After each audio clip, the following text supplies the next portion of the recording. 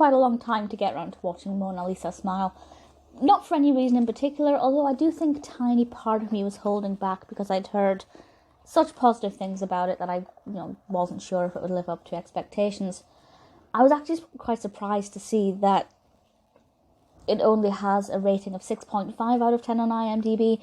That's obviously a very respectable rating, but I've heard so many people say so many positive things about it. I was expecting it to be higher. Having watched it myself, I can say that I really, truly, thoroughly enjoyed it. This was released in 2003. It feels older for some reason, and not just because it's set in the 50s, but the film itself feels like it's been around for longer. Directed by Mike Newell, written by Lawrence Conner and Mark Rosenthal, and stars the fabulous Julia Roberts. And the cast is brilliant: Kirsten Dunst, Julia Stiles, Maggie Gyllenhaal, Ginnifer Goodwin, Dominic West. I could go on, I won't. Check out the IMDb page. I think you'll be quite impressed and very happy with it. So, the description from IMDb is one sentence, and it's a pretty good sentence. This says, a free-thinking art professor teaches conservative 1950s Wellesley girls to question their traditional social roles. 1950s feminism, absolutely love it. So, Julia Roberts plays the character called Katherine. She is this art professor, and she has a class of very intelligent students, and they're very passionate about art. And she's very passionate about art and art history. But she realises quite quickly that most of her students aren't studying art history because they want to go into the field and become art historians or curators or professors. They're just doing it because, they're waiting for a proposal and waiting to get married. And she actively tries to get that attitude to change.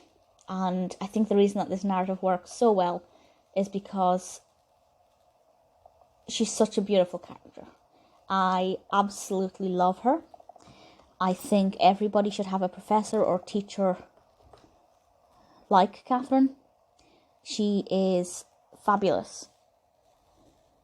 The name of the film itself, I'm not actually a fan of, but that's probably my biggest issue, and it's not really even an issue, but that's probably my biggest issue with this film.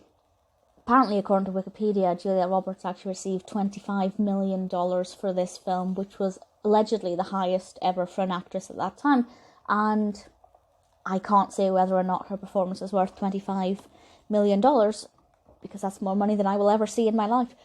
But her performance is absolutely brilliant. She really brings this character to life. She's so inspiring.